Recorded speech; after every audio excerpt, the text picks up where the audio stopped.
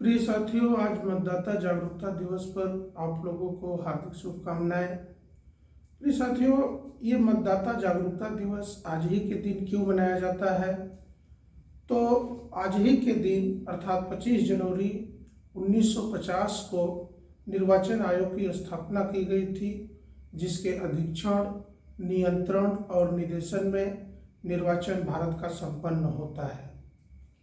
प्रिय साथियों, संवैधानिक प्राविधान के अनुसार अनुच्छेद 324 में निर्वाचन आयोग की स्थापना की बात कही गई। अनुच्छेद 325 में मूल, वंश, धर्म, जाति, लिंग इत्यादि के आधार पर विभेद किए बिना सभी को मतदान का अधिकार प्रदान किया गया।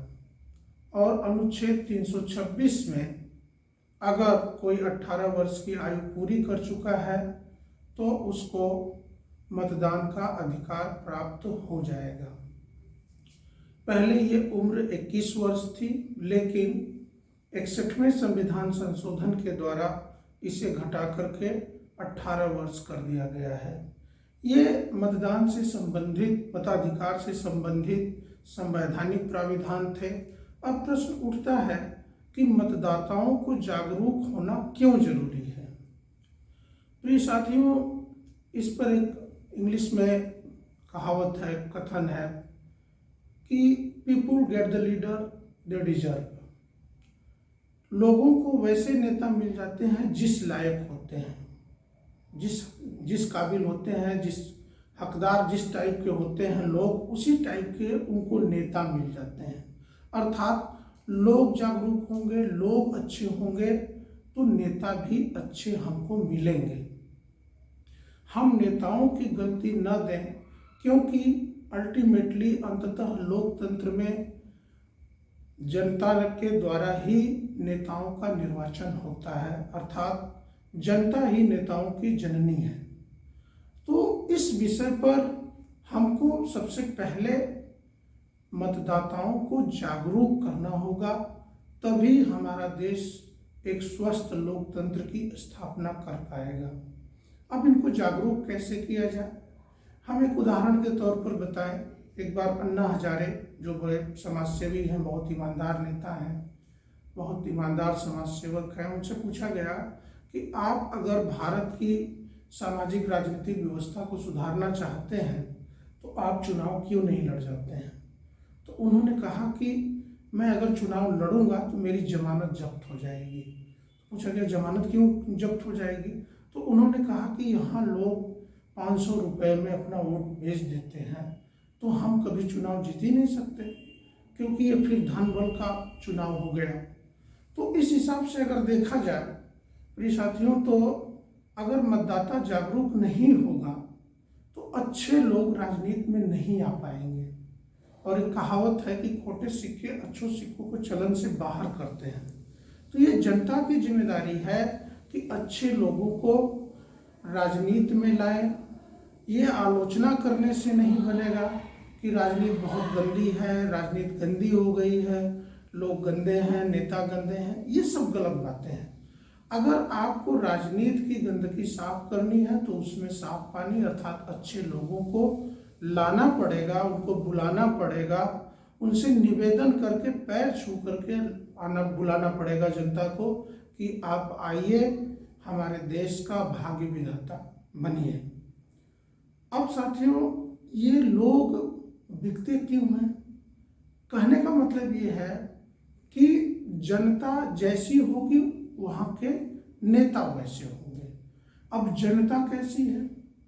अगर जनता ये कह रही है कि हमें राशन दे दीजिए तो सरकार राशन दे देगी, लेकिन अगर जनता ये कहेगी कि हमें राशन मत दीजिए, बल्कि राशन जहाँ से पैदा होता है, राशन कहाँ से पैदा होता है? जमीन से पैदा होता है, भूमि से पैदा होता है। अगर वो सरकार जो है, अगर ये जनता उनसे मांग करे कि हमें राशन मत दीजिए, ये कितने दिनों तक आप हमको देते रहेंगे? आज आप हैं, कल दूसरा आएगा, वो देगा कि नहीं देगा?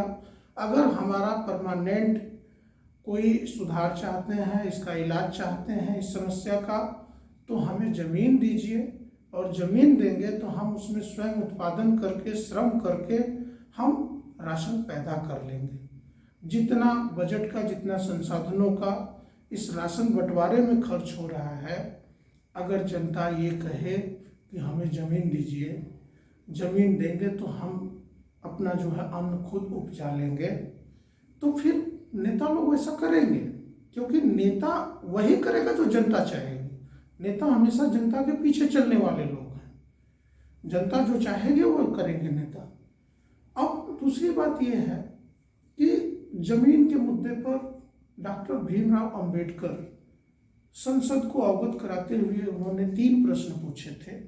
1954 की बात है, जब 1953 में SC/ST आयोग की रिपोर्ट पर चर्चा हो रही थी संसद में, तो उन्होंने 3 सवाल उठाए थे कि क्या जो भूमिहीन है उनको जमीन देने के लिए सरकार के पास जमीन उपलब्ध है, अगर नहीं है तो क्या भूमाफियाओं से सरकार जमीन उनसे ले सकती है, अगर जमीन नहीं ले सकती है तो फिर अगर कोई भूमिहीन जमीन खरीदना चाहता है तो क्या सरकार उसे पैसा देगी।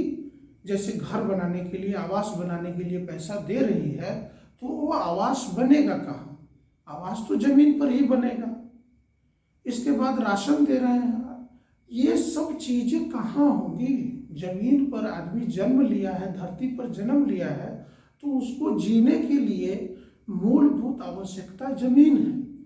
अगर मतदाता कहे कि हमको 500 रुपया मत दो, हमें मूलभूत आवश्यकता हमारी जमीन है, स्वास्थ्य है, शिक्षा है, रोटी है, कपड़ा है, रोजगार है, ये सब दो, तो नेता क्यों नहीं सुनेंगे? आप 500 रुपये में अपने वोट को बेच देते हैं, जबकि हमारे देश में किसी भी क्षेत्र में समानता नहीं है। लेकिन राजनीति एक ऐसा क्षेत्र है जिसमें सबके वोट की वैल्यू एक हो गई। चाहे वो मुकेश अंबानी वोट दे रहे हो, चाहे अडानी दे रहे हो, चाहे टाटा बिरला दे रहे हो, और चाहे एक गरीब मजदूर वोट दे रहा है, दोनों की वोट वैल्यू एक बराबर है। लेकिन जब आप 500 रुपये में अपना वोट बेच देते हैं, तो फिर आपके वोट की वैल्यू 500 रुपये रह गई। और जब तक आप ऐसा करते रहेंगे, तब तक आपकी गरीबी, आपकी बेरोजगारी, आपका शिक्षा, आपका स्वास्थ्य, ये जितनी भी सुविधाएं हैं आपको नहीं मिल पाएंगी। क्यों?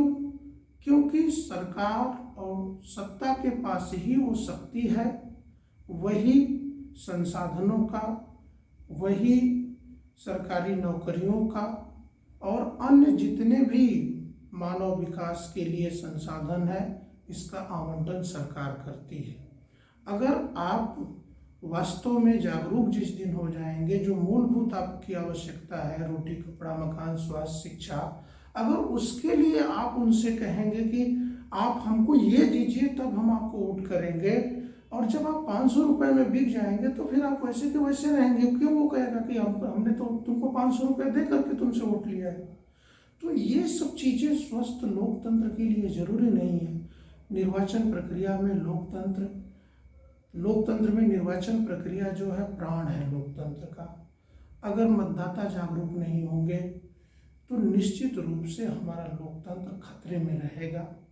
अतः आप लोगों से निवेदन है कि आप लालच में, डर में वोट मत दीजिए। दूसरी चीज, भारत में एक बहुत बड़ी समस्या है। वोट का अधिकार दिया गया है कि धर्म, जाति, लिंग इत्यादि के आधार पर कोई डिस्क्रिमिनेशन, कोई भी भेद नहीं होगा। लेकिन क्या हो रहा है, यहाँ पर जाति के नाम पर ही वोट होता है। लेकिन कहा जाता है ना कि इन अदर कंट्रीज, जो डेवलप कंट्रीज हैं, कि पीपल कास्ट देयर वोट, लोग अन्य देशों में अपना वोट देते हैं। लेकिन इंडिया में क्या होता है कि पीपल वोट देयर कास्ट, अपनी जातियों को वोट देते हैं। जबकि जब हम शपथ लेते हैं, आज ही शपथ हम लोग लिए हैं कि हम निर्भीक होकर के धर्म, जाति, समुदाय और भाषा इत्यादि के आधार पर कोई विभेद किए बिना हम निर्भीक होकर मतदान करेंगे। लेकिन वो झूठी शपथ लिए, वो झूठी कस्में लिए हम। ये कसम, ये शपथ तब सही होगी जब हम वास्तव में जो संविधान की मंशा है, जो संविधान की आकांक्षा है, अगर उस लेवल पर उठ करके हम जाति धर्म से वास्तव में उठ करके एक इंसान दूसरे इंसान की समस्या को समझ करके अगर हम वोट करें तो निश्चित रूप से ये भारत एक स्वस्थ लोकतंत्र होगा। अतः हम आप लोगों से पुनः एक बार निवेदन करते हैं कि आपको जो मत का अधिकार मिला है, इसको आप अपने पूर्ण विकास का, अपने परिवार के विकास का एक माध्यम बनाइए। आप निर्भीक होकर, बिना डर के, बिना लालच के, बिना किसी जाति भेद के, बिना किसी सांप्रदायिक भेद के आप अपना निष्पक्ष वोट दीजिए। तभी ये भारत एक विकसित भारत बनेगा। इन्हीं शब्दों के साथ मैं अपनी बातों को विराम देता हूँ। बहुत बहुत सादर धन्यवाद। जय हिंद, जय भारत।